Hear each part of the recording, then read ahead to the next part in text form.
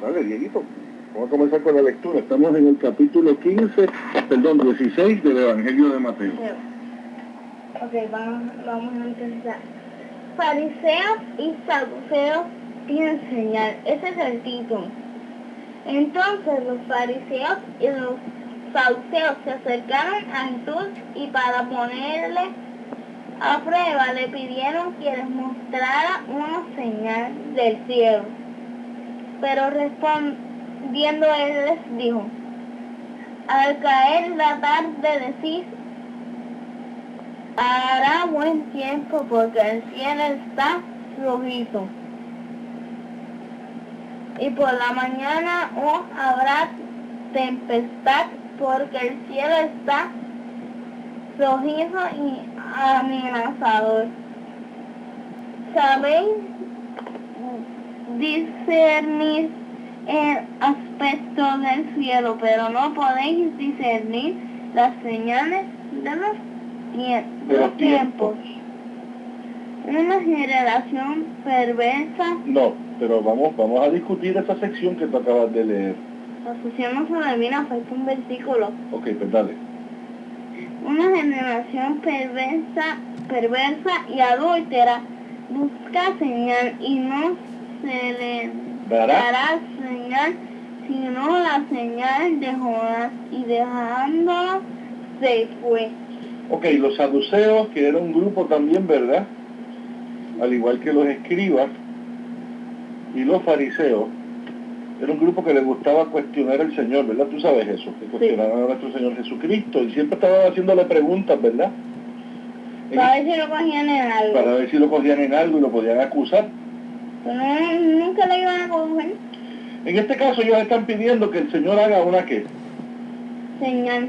Una señal que lo identifique con qué o con quién. ¿Para qué ellos quieren que Cristo haga una señal? Para que les demuestre qué. ¿Quién Cristo dice que es? Cristo dice que es el Mesías, ¿sí o no? Ellos están pidiéndole una señal que le diga a ellos, ¿verdad? Que le demuestre a ellos que en efecto Él es el enviado del Señor. Para ponerle a prueba le pidieron que les mostrara una señal del cielo. Pero era solamente para que ellos pudieran satisfacer su curiosidad si en efecto este hombre venía de parte de Dios o no. Entonces Cristo les responde: mire, ustedes, cuando ustedes ven el cielo ponerse de una forma o de otra, ustedes saben que va a ser buen tiempo, o cuando no va a ser buen tiempo. Pero, papi, ¿no se supone que ya supieran eso? Bueno, se supone, pero no lo sabían, Diego, porque no podían discernir. Fíjate que Cristo usa... Que los fariseos, que eran los que se encargaban de conocer, ellos no sabían si era en verdad, si así venía de Dios. Mira cómo dice el versículo 3. Sabéis discernir el aspecto del cielo, pero no podéis discernir las señales de los tiempos.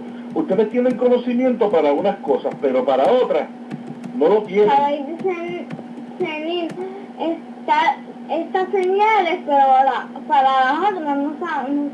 Saben discernir para las cosas terrenales, pero para las cosas espirituales no tienen. Se supone que sepan discernir más que para las cosas terrenales. Para más que se supone que disciernan, es para menos que saben discernir. Y no pueden discernir, Diego, porque el discernimiento es un don del Espíritu Santo, es un don de Dios en el creyente. Así que la palabra discernir es una palabra que es adecuada en esto. O sea, ustedes están pidiendo que yo les dé la señal que les identifique a ustedes mi persona con el Cristo, con el enviado. Pero ¿saben qué? Yo no se lo voy a conceder ese deseo a ustedes. Fíjate cómo les dice: una generación perversa y adúltera busca señal, porque ustedes son así, perversos, malos, adúlteros. Está diciendo generación perversa, busca señal. Pero no se le va a dar esa señal. Yo no le voy a dar esa señal. Y no le será dada señal, sino la señal de Jonás. ¿Y por qué le dice la señal de Jonás? Vamos a ver. ¿Sabes tú? ¿No te acuerdas quién era el profeta Jonás? Sí. ¿Qué pasó con Jonás? Ah, el que se lo tragó un pez por no ir a Nínive a predicar. A predicar, ¿verdad? Jonás fue enviado por Dios a Nínive a predicar la palabra y se negó, ¿verdad? No quería ir allá y entonces huyendo del Señor, un gran pez en alta mar se lo tragó, ¿verdad? Haciendo una historia larga, corta. Y entonces Cristo compara la respuesta que Él está dispuesto a darle a ellos con lo que le sucedió o por qué, o por el por qué le sucedió a Jonás aquello que le sucedió. Es decir, de alguna manera Cristo está comparándolos a ellos con Jonás. ¿Por qué Jonás no quería ir a Nínive a predicar? Vamos a ver. Porque él decía que ellos nunca iban a entender, nunca iban a cambiar. Ellos decían él decía que la gente de Nínive nunca iba a ¿qué? A cambiar, nunca se iba a arrepentir. Y por eso se arrepintieron por un tiempo. Claro, eso fue después, pero la realidad es que Jonás no quería eso. Pues Cristo les está diciendo a ellos, yo no les voy a dar ninguna señal a ustedes. La señal que les voy a dar es la de Jonás. Porque yo sé que ustedes no van a cambiar. Ustedes van a también permanecer así. Yo le voy a dar a ustedes la señal de Jonás. Si ustedes nunca, como Jonás pensó que nunca los de Nínive van a cambiar, pues ustedes nunca van a cambiar. Amén. ¿Lo entendiste? Por eso Cristo trae ese ejemplo. ¿Lo entendiste de verdad? Sí. Ok. A veces, ¿verdad? Jesucristo utilizaba unos ejemplos simbólicos y este es uno de ellos. Yo te voy a ayudar con la lectura aquí. Voy a leer la próxima sección y después la otra sección tú la lees. ¿Ok, Diego?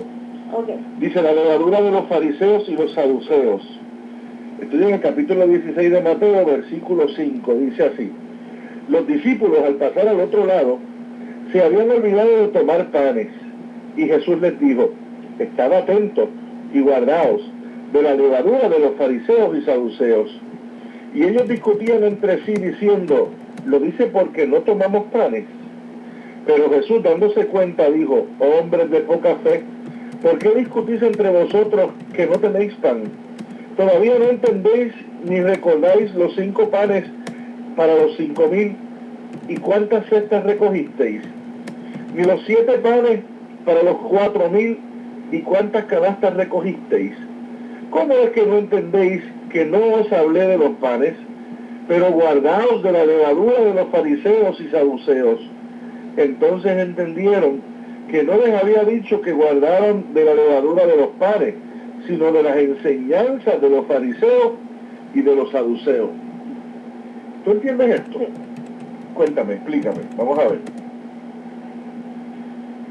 Él estaba hablando en unos términos y aparentemente los discípulos en un principio estaban entendiendo que hablaba de qué. Que hablaban de los panes, de que no se traían panes, de que se cuidaban de la levadura, de la de los panes, material. De los panes, ¿verdad? Físico. Primero ellos se olvidaron de coger los panes. Ok. Así que ellos tenían una confusión cuando Cristo les dice, cuídense de la levadura de los fariseos y de los saduceos. Ellos piensan que Él está hablando de los panes físicos, pero Él no está hablando de eso. Y por eso Él les explica, mira, ustedes no entienden. Todavía no recordáis los 5 panes y los 5,000, ni los 7 panes y los 4,000. Los que yo hice. El milagro que yo hice. El milagro que yo hice. Él está diciendo como que olvídense los panes. Si ustedes no se acuerdan en los milagros que yo hice, ¿cuántos panes yo puedo sacar para que ustedes coman? Además de lo que yo estoy hablando, no es ni de panes. Es de la enseñanza. ¿De quiénes? De los fariseos, que se cuiden de las enseñanzas de los fariseos, porque los fariseos no enseñaban cosas buenas. Muy bien. Así que realmente cuando Cristo está hablando que se cuiden de la levadura de los fariseos y los saduceos, en nada tiene que ver con panes físicos. Está hablando de enseñanza de los fariseos y de los saduceos y de los escribas también, ¿verdad? Que eran igual de perversos y sinvergüenza. Los discípulos No, a veces no entendía, a veces cogían las cosas de forma literal. Ok, Material. exacto, materiales.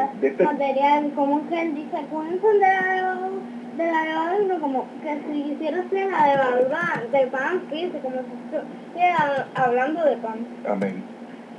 Y bueno, tenemos aquí entonces el versículo 13. Dice así, capítulo 16 de Mateo, dice: cuando llegó Jesús a la región de... Yo iba a leer. Ay, perdón, tú ibas a leer esa sección, sí.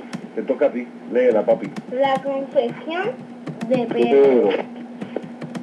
Cuando llegó Jesús a la región de Cesarea de Filipo, preguntó a sus discípulos diciendo: ¿quién dicen los hombres que es el Hijo del Hombre? Y ellos dijeron: unos Juan el Bautista y otros Elías, pero otros Jeremías o uno de los profetas. Él les dijo: ¿y vosotros quién decís que soy yo? Respondiendo Simón Pedro dijo: tú eres el Cristo, el Hijo del Dios viviente. Amén. Y Jesús respondiendo le dijo: bienaventurado eres, Simón, hijo de Jonás, porque esto no te lo reveló carne ni sangre, sino mi Padre que está en los cielos. Aleluya. Yo también te digo que tú eres Pedro. Le cambió el nombre. Y sobre esta roca edificaré mi iglesia, y las puertas del Hades no prevalecerán contra ella.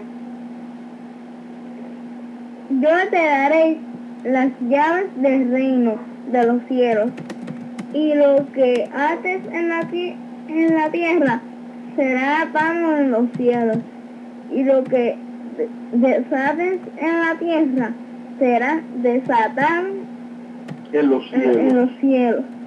Entonces ordenó a los discípulos que a nadie dijeran que él era el Cristo. Hay varias cosas que discutir dentro de esta sección, ¿verdad? La primera es que Pedro hace una confesión. Cristo pregunta: ¿qué dicen las personas, verdad? Que ¿quién yo soy? Y pues ya tuviste la respuesta, ¿verdad? Dicen algunos que eres Elías, dicen otros, ¿verdad?, que eres Jeremías, o que eres alguno de los profetas.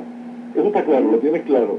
Él le pregunta a sus discípulos: ¿qué dice la gente que yo soy? Pues mira, la gente dice esto, Señor, esto. Entonces, de todos los discípulos, Pedro responde que él le dijo que él era el Cristo, el Hijo del Dios viviente. Quiere decir que Pedro pudo discernir que la persona que estaba hablando allí, que tenía frente a él, era ¿quién? Jesucristo, era el Cristo, el enviado. Le dijo: tú eres el Cristo, el Hijo del Dios viviente. Ahora Jesús le dice: mira, bienaventurado eres, ¿verdad, Simón? Que tú digas esto, y esto que tú acabas de decir no lo dices tú por tu cuenta o por tu inteligencia, lo dices tú porque el Espíritu Santo lo ha puesto en tu boca. Te lo reveló. Te lo reveló, exactamente, el Señor te lo acaba de revelar, y por eso tú puedes decir esto, porque esto es un conocimiento demasiado profundo para ti. Y entonces le dice, además de eso, le dice: te voy a bendecir. Y te voy a bendecir primero cambiándote el nombre de Simón al de Pedro. ¿Qué significa que Pedro? ¿Qué significa el... Roca. Roca, ¿verdad? Que significa piedra. Dice: roca. y allí edificaré mi iglesia. Ya. ¿Verdad? Sobre esta roca, sobre lo que representa tu apostolado. Esto lo tiene mucha gente, mucha discusión teológica, ¿verdad? Mucha gente piensa que la fundación de la iglesia se basa con el apóstol Pedro. No, es con el tipo de apostolado que Pedro representaba y que Cristo le había designado, ¿entiendes? Era como un apostolado como el de Elías, que tenía unas características específicas. Pues en el caso de Pedro, el Señor Jesucristo le entrega, como quien dice, la responsabilidad de la fundación de la iglesia. Y eso lo vamos a ver más adelante en el libro de los Hechos. Tú vas a ver cómo se funda la iglesia y cómo principal dentro de la fundación de la iglesia. Así que le dice, y te voy a dar las llaves del reino de los cielos, y te voy a bendecir, y sobre ti voy a fundar mi iglesia sobre estas rocas. Y en realidad de lo que está hablando es eso, sobre el apostolado que tú representas, se va a fundar la iglesia en donde los demás creyentes se van a congregar y van a rendirle culto a quién. A Dios. A Dios, a Cristo y a Jehová Padre. Amén.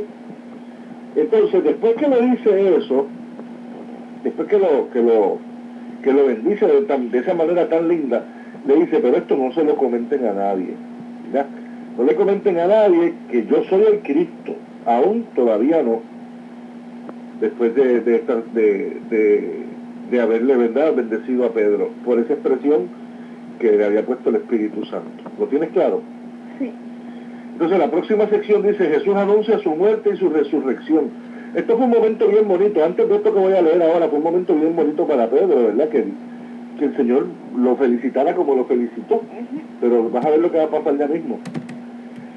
Dice así el versículo 21 del capítulo 16 de Mateo. Parece que ya se está acercando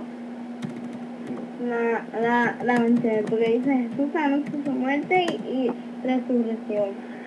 De nuevo, recuerda que acabamos de salir de una sección en donde Pedro acaba de decir algo bien importante de la persona de Cristo. Sin embargo, y además de eso, el Señor lo elogia, ¿verdad? Lo felicita. Pero, Lo felicita y le está poniendo los nombres. ¿verdad? Pero mira lo que va a pasar ahora. Versículo 21 dice, desde entonces Jesucristo comenzó a declarar a sus discípulos que debía ir a Jerusalén y sufrir muchas cosas de parte de los ancianos, de los principales sacerdotes y de los escribas, y ser muerto y resucitar al tercer día.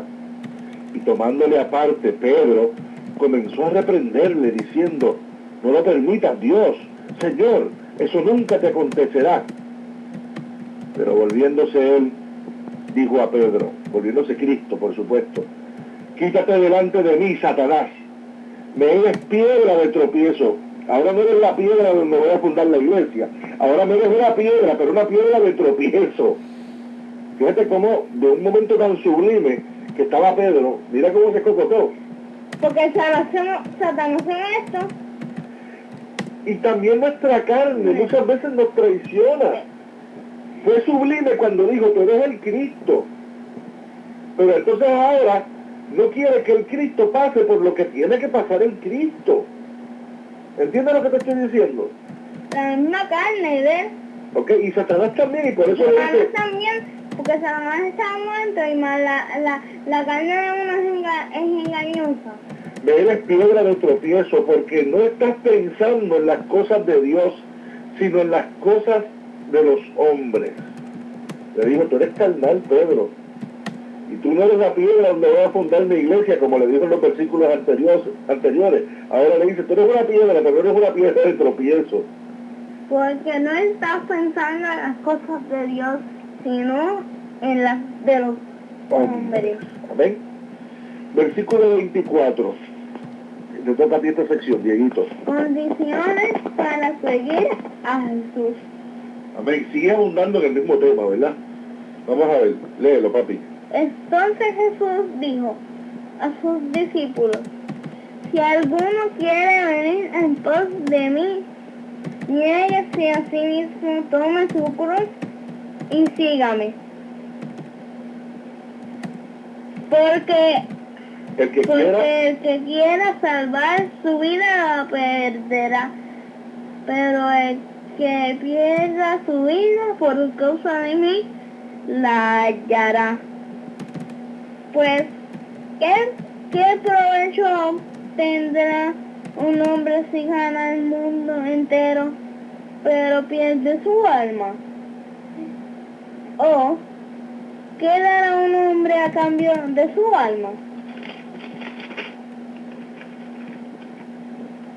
Porque el Hijo del Hombre ha de venir en la gloria de su Padre con sus ángeles y entonces recompensará a cada uno según su conducta. En verdad os digo que hay algunos de los aquí.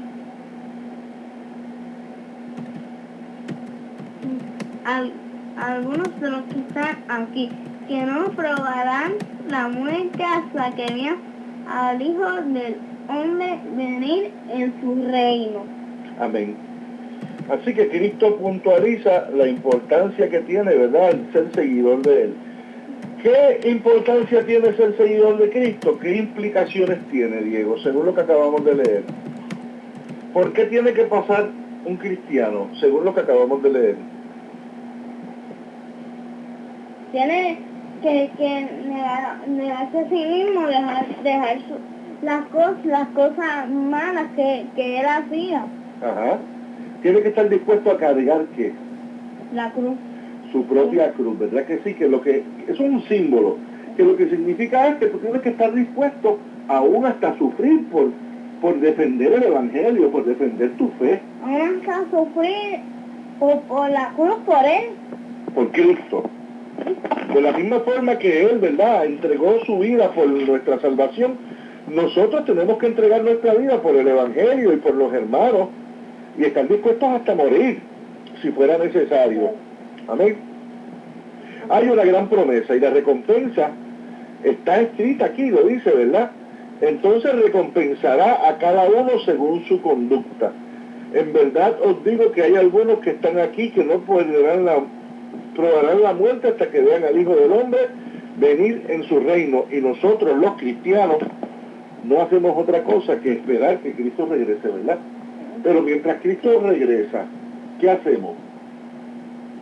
¿A qué nos dedicamos? A llevar su palabra, a orar, a leer la palabra. A vivir una vida piadosa, a vivir una vida de fe. ¿Amén? ¿Te gustó el capítulo 16 de Mateo? Sí. Amén. Lo dividí en varias grabaciones que las voy a publicar en la internet.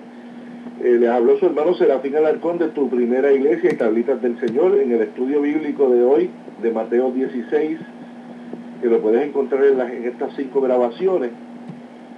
Me acompañó mi hijo Dieguito. Dieguito, despídete. Que Dios les bendiga, que Dios les cuide, que recuerden leer la palabra y orar y velar y que busquen de Dios. Amén. Y que si quieren seguir